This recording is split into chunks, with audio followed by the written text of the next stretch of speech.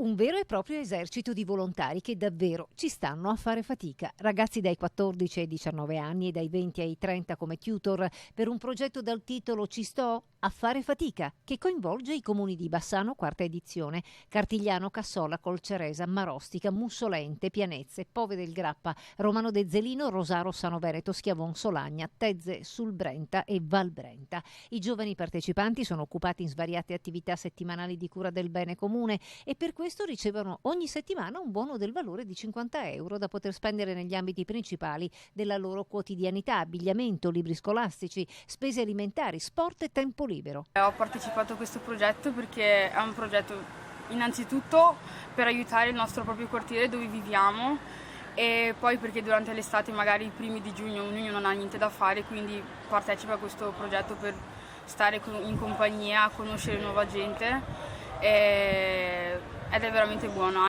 Stiamo un po' dipingendo i muri, pulendo, cioè stiamo praticamente sistemando sto posto. Benissimo. Come mai partecipi a questo progetto?